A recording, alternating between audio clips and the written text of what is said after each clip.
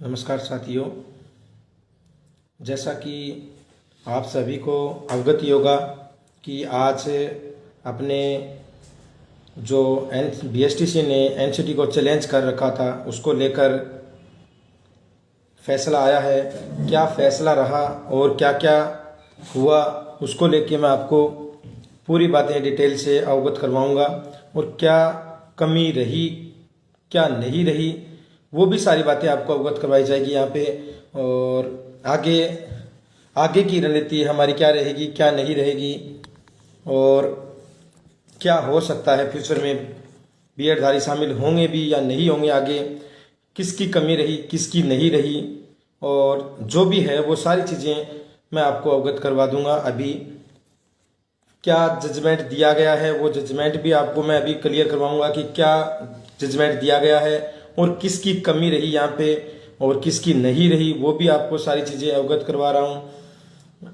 अगर जहाँ पे भी अपनी कमी रही है तो वो भी मैं एक्सेप्ट करूँगा और कुछ जो सरकार की जो यहाँ पे एक तरफा पैरवी की गई है वो भी मैं यहाँ पे आपको सारी चीज़ें अवगत करवाऊँगा। जहाँ तक बात है आज न्यायालय में क्या हुआ, तो मैं ये में कमी रही या वकील अपनी बात नहीं रख पाए, यहाँ पे वो मुद्दा ही नहीं था कि बीएड वाले शामिल है या नहीं है। मेन मुद्दा यहाँ पे ये था कि एनसीटी का जो गजट नोटिफिकेशन आया हुआ है अल्ट्रा वायरलेस 2018 28 जून को जो जारी, हाँ जी थोड़ा सा नेटवर्क इश्यू आ गया था तो जो बात बीच में रह गई थी वो क्लियर कर देता हूँ सभी साथियों से कि यहाँ पे जो मेन जो बात रही वो यहाँ पे ये रही कि किस बेस पे एनसीटी का गजट नोटिफिकेशन है जो रद्द किया गया। मेन मुद्दे की बात यहाँ पे यही है, सरकार ने एक तरफा पैरवी करते हुए मैं कह सकता हूँ कि पूरी रणनीति के साथ जो सरकार उतरी है, सरकार ने भी हमारे 13 लाख बीएडधारियों के साथ कुठारघात किया है और उसका भी सरकार को खामियाजा भुगतना पड़ेगा। और मैं चैलेंज कर देता हूं इस सरकार को कि एक बीएडधारी इस चीज़ का आपसे बदला लेगा और सरकार को भी यहाँ पे चेताएगा। कुछ कमी अपनी बीएडधारियों की भी रही, पहले मैं ये क्लियर जो मेन मुद्दे की बातें हैं वो सारी बातें क्लियर कर रहा हूँ, पूरी आपको विस्तार से बताई जाएगी। कुछ कमी अपने बीएडधारियों की भी रही कि वो एकजुट नहीं हुए। जब यहाँ पे सरकार को चेतावनी देने की बात आई वहाँ पे कभी भी एक जगह एक साथ नहीं आए, घर बैठे बैठे ही ट्वीट या सोशल मीडिया के माध्यम से ही एक्टिव रहे। कुछ हमारे खिलाफ क्या नहीं था ये बताओ, पूरी सरकार खिलाफ थी, पूरा जो सोशल मीडिया है वो खिलाफ था, बीएसटीसी धारी तो खिलाफ थे ही थे, उसके अलावा सारी कोचिंग वाले भी हमारे खिलाफ थे। हम कुछ लोग जो इस मुहिम में पूरे आगे होके बीएडधारियों की तरफ से लड़ रहे थे, हमने हमारा पूरा बेस्ट दिया है और जितनी ज़्यादा हमसे कोशिश हो सकती थी उससे ज़्यादा हमने की है। हमने ऐसा कोई भी दिन नहीं छोड़ा कि हमने इस चीज़ को नहीं जिया है कि बीएड शामिल होंगी। लेकिन अभी भी मैं क्लियर कर देता हूँ, अभी भी पूर्ण तरीके से अपन बाहर नहीं हुए हैं, हमारा रास्ता खुला है और जहाँ तक मुझे उम्मीद है हम जीतेंगे भी आगे भी और 100% अपन शामिल होंगे इसी भर्ती में, आगे की नहीं इसी भर्ती में। जो कमी रही है सरकार को चेताया नहीं हमने, सरकार जो एक तरफा बीएसटीसी की तरफ से पैरवी कर रही थी उसमें भी सरकार का बहुत बड़ा रोल है। और यहाँ पे केंद्र सरकार, सबसे बड़ी बात मैं बता देता हूँ कि यहाँ पे किस बेस से जो एनसीटी का गजट नोटिफिकेशन है वो रद्द हुआ है, वो चीज़ सबसे इम्पोर्टेंट है। यहाँ पे जानने के लिए सभी युवा साथियों को जानना जरूरी है कि गजट नोटिफिकेशन रद्द क्यों हुआ है और यहाँ पे हार किसकी हुई है। हार यहाँ पे बीएडधारियों की कतई नहीं हुई है, क्योंकि हमारा जो बेस था वो सिर्फ हमारा जो बेस था वो सिर्फ यहाँ पे ये था कि एनसीटी का गजट नोटिफिकेशन था जो केंद्र सरकार और राज्य सरकार की कंट्रोवर्सी का मामले की वजह से यहाँ पे गजट नोटिफिकेशन रद्द किया गया है। मैं मान सकता हूँ कि यहाँ पे कुछ न कुछ थोड़ा सा जरूर पक्ष रखा गया है जानबूझ के बीएसटीसी धारियों का, क्योंकि मैं आपको अवगत करवा देता हूँ कि यहाँ पे एक ही बात बोली गई है गजट नोटिफिकेशन को रद्द करने के पीछे कि केंद्र सरकार ने एनसीटी को पत्र लिखा बीएड को शामिल करने के लिए, और उसी के प्रयास से ही एनसीटी ने बीएड को शामिल किया है। बस इसी वजह से ही एनसीटी का गजट नोटिफिकेशन रद्द हुआ है। सभी साथियों को मैं एक बार दोबारा अवगत करवा देता हूं कि गजट नोटिफिकेशन रद्द क्यों हुआ है। वहाँ पे दो बातें जो मुख्य तौर से बोली गई है रद्द करने को लेकर, कि जो केवीएस के कहने पे ये बताया जा रहा है जज के द्वारा कि केवीएस के कहने पे और जो शिक्षा मंत्री थे भारत सरकार के, उनके कहने पे ही एनसीटी ने बीएड को अलाउ किया था, जबकि ऐसा नहीं है। एनसीटी की यहाँ पे पूरी पैरवी की गई थी। थोड़ी सी कमी रही है यहाँ पे, मैं मानता हूँ कि एनसीटी की कमी रही है। वो यहाँ पे यह साबित करने में असफल हुई है कि हमने यहाँ पे सरकार के कहने से नहीं, हमारे स्वैच्छिक फैसले से हमने शामिल किया है। जो भी साथी यहाँ पे समझ रहे हैं, मैं अभी भी बता देता हूँ कि बीएड बाहर नहीं हुई, यहाँ पे बाहर हुई है। एनसीटी की कमजोर पे एनसीटी की हार हुई है यहाँ पे, क्योंकि एनसीटी का गजट नोटिफिकेशन खारिज हुआ है। अगर मैं मानता हूँ कि हमारी कमी कब होती, हमारी कमी तब होती जब एनसीटी का गजट नोटिफिकेशन खारिज नहीं होता और फिर यहाँ से बीएड बाहर होती। तब आप सभी युवा साथी मुझे ये बोल सकते थे कि जो जहाँ तक मैं क्लियर कर, और दो बातें और है इसमें। दूसरी बात क्या रखी गई कि जज साहब के द्वारा ये बोला गया कि एनसीटी ने राज्यों से पूछा नहीं, सिर्फ बिना राज्यों से पूछे हुए जहां पता नहीं किया कितने लोग हैं क्या नहीं है, कितने बीएसटीसी धारी है किस राज्य में, सभी राज्यों से ना पता करते हुए ये कुछ साथी जो गलत कमेंट कर रहे हैं, तो मैं एक बात क्लियर कर देता हूं, यहाँ पे मामला पर्सनल है ही नहीं। मामला यहाँ पे बीएड और बीएसटीसी का जो बना रखा है वो मामला बीएड वर्सेस बीएसटीसी था ही नहीं। स्टार्टिंग में मामला था बीएड वर्सेस राजस्थान सरकार जो हमारे खिलाफ थी, और दोबारा जो मामला था वो मामला ये था कि जो एनसीटी वर्सेस बीएसटीसी, पूरा मामला इसी पे टिका हुआ था कि जो नोटिफिकेशन है वो सही है या गलत है। अगर यही नोटिफिकेशन को एनसीटी सही साबित कर पाती, यहाँ पे राज्य सरकार में कुछ मैं मानता हूँ कि यहाँ पे कमी रही है, लेकिन इस कमी को भी अपन दूर करेंगे और जल्द ही इस लेवल फर्स्ट में आगे की रणनीति को लेकर अपन सुप्रीम कोर्ट भी जाएंगे, और सुप्रीम कोर्ट से जहाँ तक मुझे विश्वास है एनसीटी नहीं हारेगी और अपना बड़ा से बड़ा वकील उतारेगी। हम भी पूरा प्रयास करके इंडिया का टॉप से टॉप एडवोकेट उतारेंगे, और जिसके लिए अपन आगे की रणनीति पूरी तैयार कर चुके हैं। अपने को कौन सा वकील उतारना है, कौन सा नहीं उतारना है, कब सुप्रीम कोर्ट जाना है। सुप्रीम कोर्ट से जहां तक मुझे पक्का विश्वास है, क्योंकि आपको ही पता है यहाँ पे राज्य सरकार की यहाँ पे पूरी भूमिका रही है। एनसीटी का गजट नोटिफिकेशन इतना जल्दी खारिज नहीं हो सकता। जिस प्रकार से जल्दी पैरवी कराई गई है, जल्दी ये फैसला आया, इतना जल्दी किसी भी चीज का फैसला नहीं आ सकता था जो इतना जल्दी फैसला आया है। और यहाँ पे सिर्फ जो बीएसटीसी ने जो बात रखी थी, एमएचआरडी ने जो काउंटर एफिडेविट भी दिया था कि हमने क्यों बीएड को शामिल किया है, उस बात को दरकिनार कर दिया। यहाँ पे सुना ही नहीं गया एमएचआरडी की बातें, कि उन्होंने ये क्लियर किया था कि हमने कोई अकेले भारत सरकार के कहने पे शामिल नहीं किया है। हमने मीटिंगें बिठाई थी, यहाँ पे पूरा पाठ्यक्रम को चर्चा को लेके डिस्कस किया था, मीटिंग में सब कुछ डिसाइड हुआ था, उसके बाद हमने शामिल किया है। और यहाँ पे जो बात करें, दूसरी जज ने जो बात बोली है कि कई राज्यों में सफिशिएंट कैंडिडेट है बीएसटीसी धारी, तो वहां पे भी उन्होंने काउंटर फिट दे दिया था कि हमारे पास 7 लाख सीटें हैं और 8 लाख ही कैंडिडेट धारी है, 8 लाख सीटें और 7 लाख ही बीएसटीसी धारी है, तब जाके हमने बीएड को लेवल फर्स्ट में शामिल किया है। ये बात एमएचआरडी ने और एनसीटी ने रखी थी, लेकिन उस बात को जज ने नहीं माना। क्यों नहीं माना, ये तो जज की स्वयं इच्छा है, वो तो मैं अब आप सभी साथी इतना समझ सकते हैं।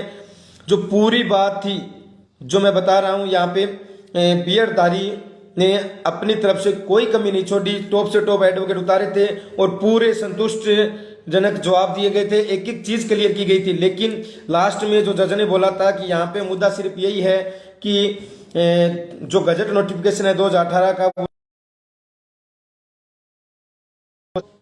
जो भी अपनी कार्रवाई है, जो मैंने आपको बता दिया है कि अपन आगे सुप्रीम कोर्ट की तैयारी कर चुके हैं और सुप्रीम कोर्ट में 100% जाएंगे। मैं आपको विश्वास दिलाता हूं, मरते दम तक संघर्ष जारी रहेगा और 100% अपन शामिल होकर रहेंगे। चाहे सुप्रीम, कई भर्तियां ऐसी, बहुत सारी भर्तियां ऐसी है जहां सिंगल बेंच से हारे हैं और हाई कोर्ट से, डबल बेंच से भी हारे हैं, लेकिन सुप्रीम कोर्ट से वो जीत के आए हैं और सुप्रीम कोर्ट से हम 100% जीतेंगे, ये मैं दावे के साथ कहता हूं। क्योंकि वहां पे, यहाँ पे जो एनसीटी की जो कमी रही है, जो पूर्ण तरीके से जज को संतुष्ट नहीं कर पाई कि ये गजट नोटिफिकेशन में हमने बीएड को क्यों शामिल किया था, मैं बात दोबारा अवगत करवा देता हूं कि यहाँ कमी बीएडधारियों की नहीं है, बीएडधारियों की नहीं है। यहाँ कमी जो रही है, थोड़ी बहुत जो कमी रही है, वो एनसीटी के वकीलों की रही है। कुछ कमी मैं मानता हूं कि बीएडधारियों की जो रही है, वो कमी सिर्फ इतनी सी है कि बीएडधारी अपने हक की आवाज के लिए आगे नहीं आए, सरकार को ये चेताया नहीं। और जो मैं अभी बता रहा हूं, ये राज्य सरकार ने जो एक तरफा खेल खेला है यहाँ पे, वो बहुत महंगा पड़ेगा राज्य सरकार को आने वाले चुनाव में भी। और जो बीएडधारी, मैं मानता हूं कि कुछ की उम्मीदों पे हम खरा नहीं उतरे हैं, क्योंकि उसमें कुछ कमियां तो हमारी भी रही हुई है। वो कमी ये है कि आप लोगों ने हमारा पूरा साथ नहीं दिया। चलो, कई जगह साथ दिया है, तो कुछ जगह जहां पे अपने को आंदोलन करना था, वहां पे अपने आंदोलन 3 बार हमने लड़कों को बुलाया, लेकिन वहां पे बीएडधारी नहीं पहुंचे। वो कमी बीएडधारियों की थी। अगर अपन पूर्ण तरीके से, बीएसटीसी धारियों ने, मैं मानता हूं उन्होंने संघर्ष बहुत अच्छा किया है, सरकार पे पूरा प्रेशर बनाया। अगर बीएडधारी भी सरकार पे पूरा प्रेशर बनाते तो यहाँ पे सरकार निष्पक्ष रहती। और जो कई चीजें सरकार ने यहाँ पे अवेलेबल करवाई है, वो चीजें सरकार नहीं करवाती। तो जहां तक मेरा मानना है कि ये एक तरफा फैसला आया है और इस फैसले को चुनौती देंगे हम। एक तरफा फैसला इसीलिए आया है क्योंकि यहाँ पे जो अपने वकील थे, उनकी यहाँ पे थर्ड पार्टी के रूप में बात सुनी गई। पूरी बात को यहाँ पे दरकिनार कर दिया जज ने, सिर्फ एक ही बात को सुना गया, तो वो थी बीएसटीसी की। स्पष्ट यहाँ पे जो बीएडधारी रगड़े बीच में जो पिसे गए हैं, वो सिर्फ यहाँ पे इस विवाद की वजह से नहीं, केंद्र सरकार और राज्य सरकार की कंट्रोवर्सी के कारण। क्योंकि ये जो आदेश था वो केंद्र सरकार का जारी करवाया हुआ था, केंद्र सरकार का है। एनसीटी ने जो नोटिफिकेशन जारी किया है, यही बात तो रखी है जज ने कि केंद्र सरकार के कहने पे किया है। तो इसका मतलब सीधी सी बात समझ में आ रही होगी सभी के कि राज्य सरकार और केंद्र सरकार की कंट्रोवर्सी है इसमें। तो हाई कोर्ट से यह फैसला उनकी तरफ करवा दिया बीएसटीसी धारियों के लिए, लेकिन सुप्रीम कोर्ट में ऐसा कतई नहीं होगा और हम 200% शामिल होंगे। और जो आप लोगों ने जो सहयोग किया उसका तहे दिल से आभार, लेकिन उस सहयोग को हम जाया नहीं होने देंगे। ये मेरा वादा है, सभी साथियों से वादा है कि उस जो आपने हम पे विश्वास जताया है, जो भरोसा किया है, उसको हम कतई जाया नहीं होने देंगे। और उसका परिणाम भी आपको देखने को मिलेगा आने वाले समय में। और जल्द ही हम सुप्रीम कोर्ट की पूरी तैयारी कर चुके हैं। सुप्रीम कोर्ट में जाने के लिए अपने को क्या करना है, क्या नहीं करना है। और ये फैसला जो आया है ना, यहाँ पे राजस्थान के विद्यार्थी ही प्रभावित नहीं हुए हैं, पूरे इंडिया के बीएडधारी प्रभावित हुए हैं। और पूरे कोने कोने से बीएडधारी, पूरे इंडिया के बीएडधारी इसको चैलेंज करके सुप्रीम कोर्ट में लेके जाएंगे और सुप्रीम कोर्ट से 100% विजय होके आएंगे। और जो कमियां रही है उससे हम सीख के आगे, यहां पे का नहीं है। और जो कोई भी बीएसटीसी धारी यहाँ पे ये बता दे कि मैंने आपको कभी भी सोशल मीडिया पे या कभी कॉल से या मैसेज से या हमारे टेलीग्राम ग्रुप में किसी को गलत बोला हो, तो ये जो आप गलत कमेंट करते हो या जो लोगों को एक नेगेटिव माहौल बनाने की कोशिश करते हो, तो उसके लिए मैं मानता हूं कि आप के लिए ये कतई ही सही नहीं है। आप टीचर अगर आप टीचर बनने जा रहे हो तो ये चीज़ें आपके लिए कतई सही नहीं है। और हाँ, एक चीज़ मैं क्लियर कर देता हूँ कि अभी भी हमारे पास मौका है और पूरी भर्ती अगर सुप्रीम कोर्ट में जाती है तो ऐसा कभी नहीं होगा कि सुप्रीम कोर्ट के फैसले से पहले बीएसटीसी धारियों की नियुक्ति हो जाए और बीएड वाले रह जाए। ऐसा नहीं होने देंगे, कतई नहीं होने देंगे और ये बर्दाश्त भी नहीं किया जाएगा। और इस बार राजस्थान का युवा बीएड धारी इस सरकार को दिखा देगा कि एक तरफा पैरवी करने का नतीजा क्या होता है। घर घर से, कोने कोने से बीएड धारी सड़कों पे उतरेगा और इसका अंजाम भी भुगतना होगा राज्य सरकार को। जो बीएसटीसी धारियों की तरफ से पैरवी करवाई है राज्य सरकार ने, एक तरफा पैरवी की है। और जहां तक मेरा मानना है, आपको ये चीज दिमाग में आपके भी, क्योंकि बीएड धारी भी आपको पता है सभी समझदार है, पढ़े लिखे हैं, टीचर बनने जा रहे हैं, टीचर बनेंगे, भविष्य में बनेंगे, इसी भर्ती में भी लगेंगे। तो आपको भी ये पता होगा कि केंद्र सरकार में जो रूल पारित किया गया है, राज्य सरकार तो उसके खिलाफ जो कर रही है, क्योंकि केंद्र में भाजपा की सरकार है और यहाँ पे क्या है, कांग्रेस की सरकार है, तो दोनों में कंट्रीब्यूसी है, आपको ही पता है ये बात। और इसी कंट्रीब्यूसी का हम शिकार हुए हैं। और एक बात जो मुझे कभी नहीं बोलनी चाहिए, मैं आज आपको अवगत करवा देता हूं। जो अकील कुरैशी जी जज, वही जज है जिन्होंने अमित शाह जी को जेल पहुंचाया था। अमित शाह जी को जेल पहुंचाया था।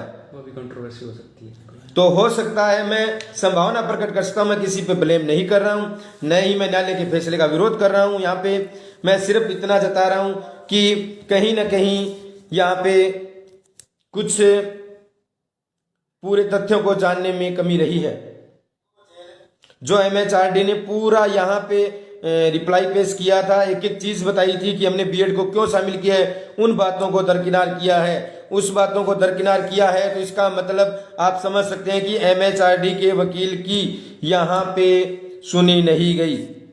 एनसीटी के वकील की यहाँ पे जो मेन मुद्दा यही था, जो चैलेंज कर रखा था, एनसीटी को चैलेंज कर रखा था और एमएचआरडी को चैलेंज कर रखा था बीएसटीसी धारियों ने।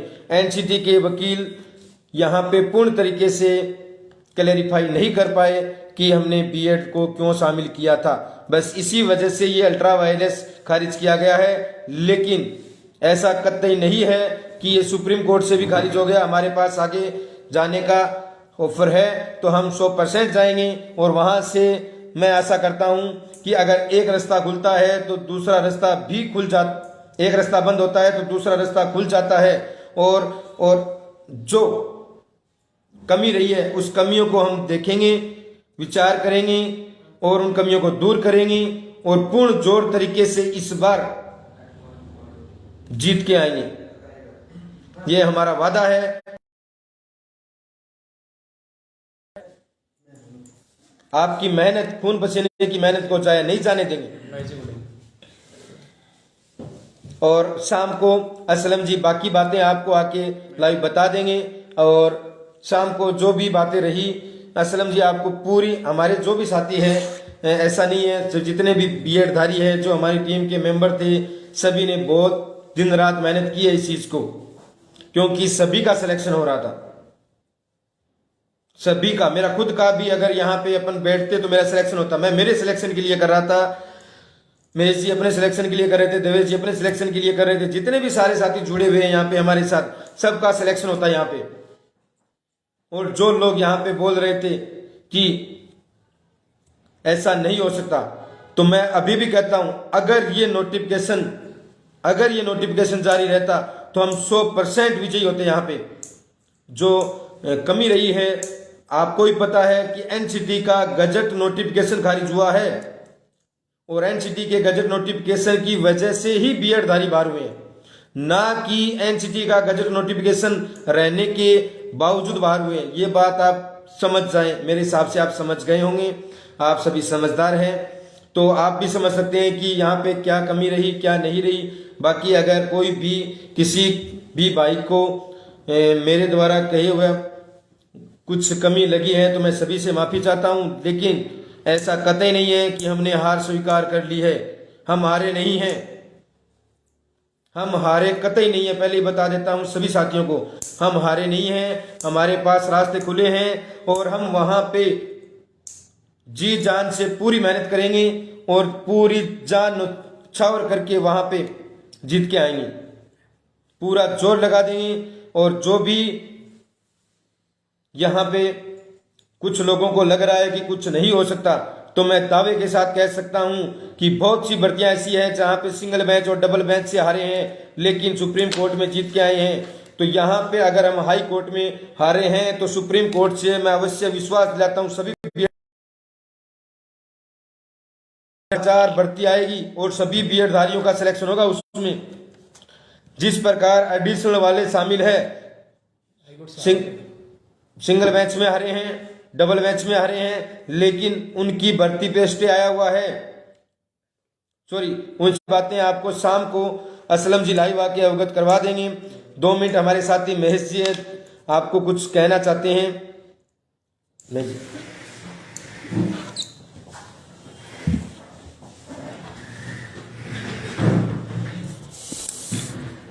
नमस्कार साथियों, ये अपनी कोई हार नहीं है वैसे, क्योंकि आप देखो कि जो एडिशनल का मैटर था, यूजीसी ने एडिशनल को अप्रूव कर रखा है, हाई कोर्ट ने उसको खारिज कर दिया था। वही मैटर सुप्रीम कोर्ट में जाके हाथों हाथ 1 तारीख के अंदर स्टे हो गया था।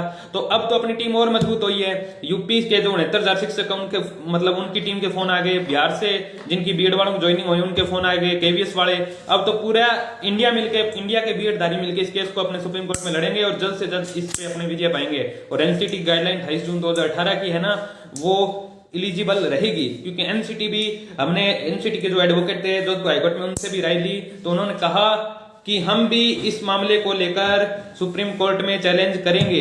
और बहुत से निर्णय होते हैं जो हाईकोर्ट के निर्णय सुप्रीम कोर्ट में बदल जाते हैं।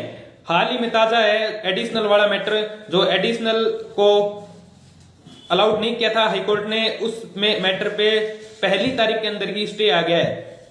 तो बीएडधारियों, अपने को घबराने की कोई जरूरत नहीं है, अपने सुप्रीम कोर्ट के अंदर हर हाल में जीतेंगे। क्योंकि कुछ बार होता है कि अपने जो एनसीटी के एडवोकेट है, एमएचआरडी के एडवोकेट है, वो सही ढंग से जज साहब को क्लियरफाई नहीं कर पाए, तो उसका अपने सुप्रीम कोर्ट जाएंगे तो सुप्रीम कोर्ट के अंदर अपने उसको अच्छे से क्लियरफाई करेंगे। सुप्रीम कोर्ट के बेस्ट से बेस्ट एडवोकेट पूरी इंडिया की बीएड धारी यूनियन मिलकर उतारेगी।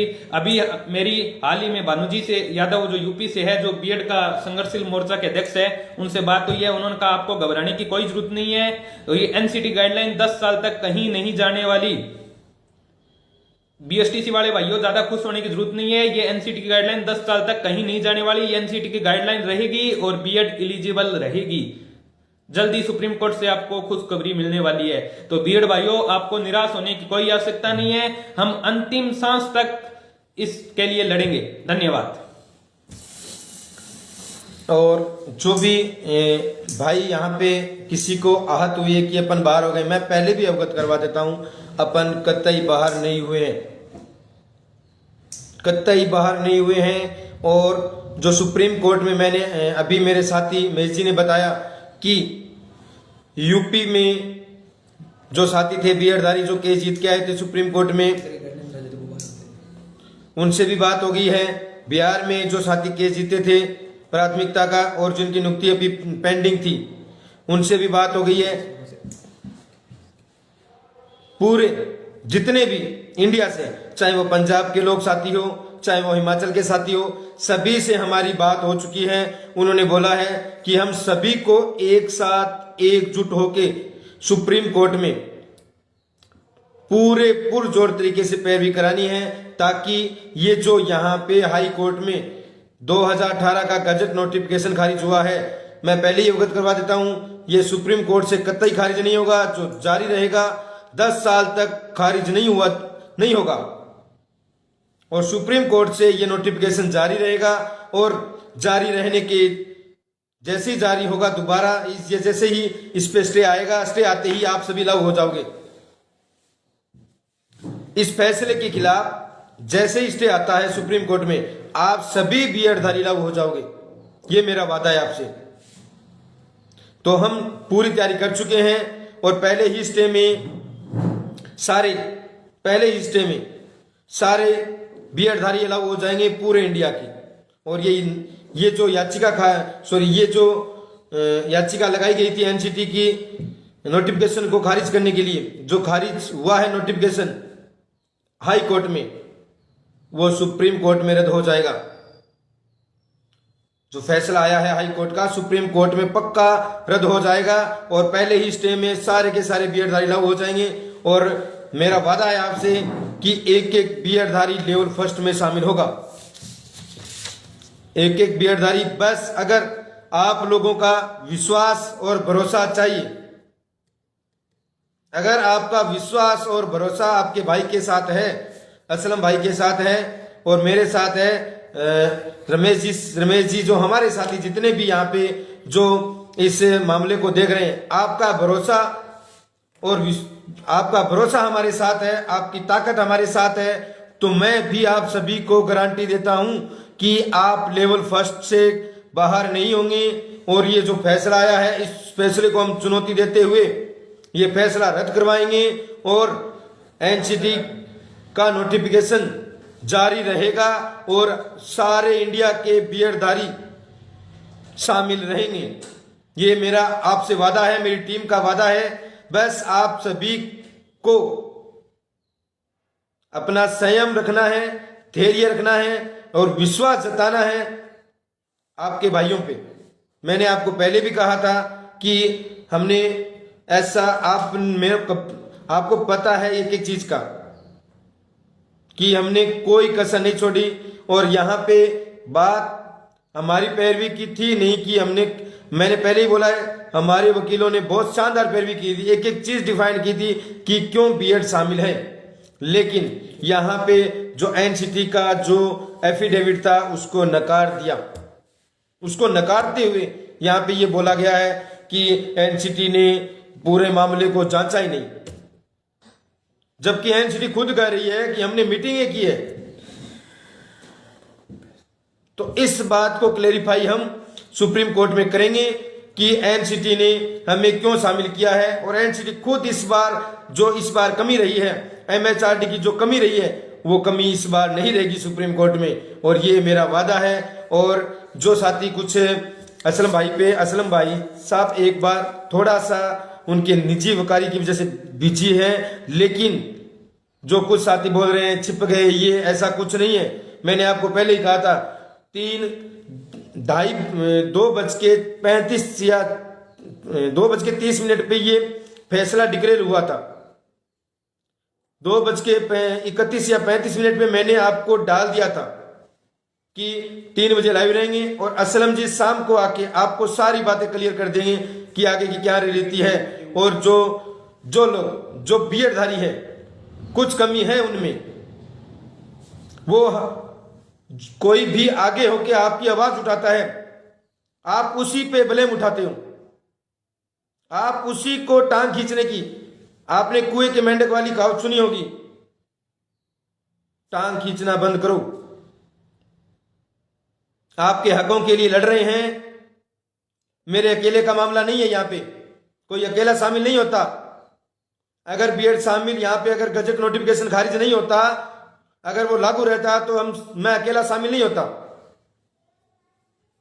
आपका भी सिलेक्शन होता, आपका भी परिवार वहां पे खुशियां मना रहा होता।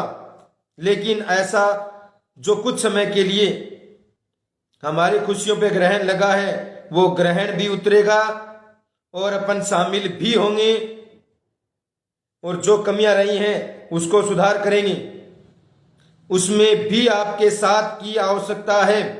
मैं ये नहीं कह रहा कि आप सब कुछ छोड़ छाड़ के यहां पे आ जाइए, लेकिन जब भी आपको बुलाया जाए इस राज्य सरकार का विरोध करने के लिए, क्योंकि ये जो गहलोत सरकार जो ये बोलती है, कहां की गांधीवादी है जो एक तरफा बीएसटीसी धारियों का बीएससी धारियों की पैरवी कर रही है। कहां की गांधीवादी हुई? जो इस कांग्रेस सरकार ने एक एक बीएड धारी के साथ अन्याय किया है उसका हम चुन चुन के बदला लेंगे। और राजस्थान सरकार ये कान खोल के सुन ले, जो अन्याय 13 लाख बीएड धारियों के परिवार के साथ आपने किया है उसका खामियाजा आपको भुगतना पड़ेगा आने वाले चुनाव में भी, और आगे आने वाले जितनी भी आपकी सभाएं होगी, जितने भी आपके यहाँ पे जो कार्यक्रम होंगे उसमें आपको इसका नतीजा देखने को मिलेगा। अगर राज्य सरकार ने कुछ मरे हुए, मैं मानता हूं कि कुछ साथी बीएड धारी भी यहां पे इस कमी के पात्र है, जो अपने हकों की आवाज के लिए, अपनी नौकरी के लिए आगे नहीं आते। सारा कार्यभार एक अकेला आदमी नहीं कर सकता, कुछ सहयोग आपका भी जरूरी होता है। और अब जो कमी जो आपके सीने में आग लगी है उससे लाख गुना आग मेरे सीने में लगी है। और हमारे यहां पे हमें पता है हमारे साथ अन्याय हुआ है। राजस्थान सरकार ने हमारे साथ अन्याय किया है तो उसका खामियाजा भी भुगतना पड़ेगा। और मैं डंके की चोट पे कहता हूं, यहां पे सुप्रीम कोर्ट से हम 100% विजयी होंगे। 100% आपका विश्वास और आपका भरोसा चाहिए।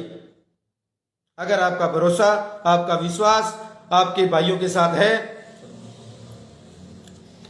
तो मैं आपको पूरा विश्वास दिलाता हूं पूरे इंडिया के बीएडधारी आपके साथ होंगे। उनको भी दिखा दो कि राजस्थान के बीएडधारी कम नहीं है, वो अपने हकों की आवाज उठाना जानते हैं और अपना हक लेना भी जानते हैं। जो बीएसटीसी धारी बोल रहे थे कि ये हमारा हक है, कौन सा हक है भाई? पैतृक संपत्ति नहीं थी आपकी, कंपटीशन था और कंपटीशन है, और कंपटीशन फाइट करके वही लगेगा जो कंपटीशन को फाइट करेगा।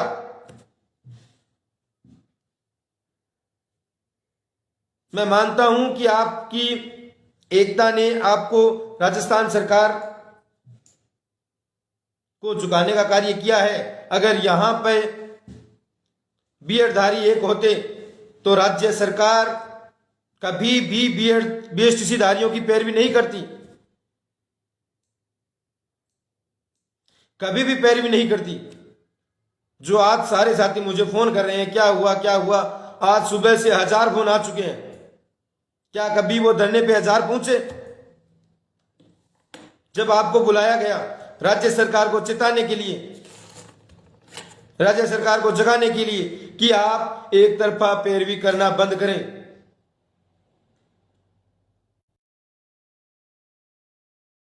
होता आज के आज मुझे दुख इसी बात का है, सबसे ज्यादा दुख इसी बात का है, जो एनसीटी की कमी रही उसका तो अपन सुप्रीम कोर्ट में भरपाई कर लेंगे, सुप्रीम कोर्ट के जीत के भी आ जाएंगे। उस बात का दुख नहीं है मुझे कि यहां पे एनसीटी की जो 2018 की गाइडलाइन जो निरस्त हुई है उसका मुझे दुख नहीं है। क्यों नहीं है? क्योंकि मुझे पूरा विश्वास है, पूरा भरोसा है कि अपन सुप्रीम कोर्ट से जीत के आएंगे। दुख सिर्फ इसी बात का था कि बीएडधारी एक नहीं हुए। जो 10 सीट के लिए भूखे रह जाते हैं, 10 सीट बढ़वाने के लिए मात्र एक जो 10 सीटों की वेटिंग निकालने के लिए सड़कों पे आ जाते हैं, वो 15,000 सीटों के लिए कहां चले गए थे? ये कमी आप में भी है और ये कमी दूर करनी पड़ेगी। अगर ये कमी दूर होती है तो आपका भाई, मैं पहले भी कह रहा हूं, मुझे जो दुख इसी बात का हुआ कि आप बीएडधारी विश्वास और भरोसा नहीं रख सकते। आपके नेतृत्व पे आपको विश्वास होना चाहिए। सारे लोग नेतृत्व नहीं कर सकते, सहयोग कर सकते हैं, नेतृत्व पे भरोसा होना सबसे ज्यादा जरूरी है। अगर आप साथ अभी भी कुछ नहीं हुआ है, मैं पहले भी बता रहा हूं, अभी भी कुछ भी नहीं हुआ है। अभी भी पूरे अगर राजस्थान से बीएड धारी ये आवाज उठाते हैं और अपना राजस्थान की तो बात की बात आती है, सबसे पहले फोन यूपी वाले साथियों का आया, बिहार वाले साथियों का आया, हरियाणा वाले साथियों का आया, हिमाचल वाले साथियों का आया, पंजाब से फोन आए जो नेतृत्व कर रहे थे। उन्होंने बोला कि अपने को कहीं पे भी घबराने की आवश्यकता नहीं है, अपन सुप्रीम कोर्ट से 200% जीत के आएंगे। तो बस आप सभी से मैं छोटी सी रिक्वेस्ट करना चाहूंगा कि कोई भी डिमोटिवेट ना हो। कमी यहां पे किसी की भी नहीं है, कुछ कमी हम सब में है और कुछ कमी रही है कि एमएचआरडी के वकील यहां पे पूर्ण तरीके से जज को सेटिस्फाई नहीं कर पाए। अगर आपको लगता है हमारी कमी रही है तो मैं माफी मांगता हूं, लेकिन नहीं रही। वो हमारी कमी तब रहती जब 2018 का नोटिफिकेशन जारी रहता और राज्य सरकार या राजस्थान से बीएड बाहर होती, तब आप सारे साथी मुझे ब्लेम कर सकते थे, मेरे भाई असलम चौबदार को ब्लेम कर सकते थे, लंकेश रमेश शर्मा को कर सकते थे, जो सारे साथी, तब आप बोल सकते थे कि आपकी कमी की वजह से ये रह गए। लेकिन यहां पे हमने पूरी कोशिश की है। आपका सुबह 8 बजे फोन अटेंड करने लगता हूं मैं, रात को 2-2 बजे तक फोन आते हैं, किसी का फोन नहीं उठा पाता हूं तो बाद में भी करता हूं। तो असलम जी आपको शाम को लाइव मिलेंगे। जो कमी रही है, जो भरोसा आपने जिताया, उस पर हमने पूरी कोशिश की है खरा उतरने की, और सभी साथियों को आगे की रणनीति जल्द ही साझा की जाएगी। सभी साथियों को आगे की रणनीति जल्द ही साझा की जाएगी। सारे जुड़े रहें, किसी को भी डिमोटिवेट होने की आवश्यकता नहीं है। मैंने आपको पहले भी बोला है, आप 100% शामिल होंगे। इसी के साथ मैं अपने शब्दों को विराम देता हूं। सभी साथियों को एक बार फिर कहूंगा, बीएड एकता जिंदाबाद, और जिंदाबाद थी और जिंदाबाद रहेगी। आपको एकजुट होना पड़ेगा और एकजुट होइए। इसी शब्दों के साथ जय हिंद, जय भारत।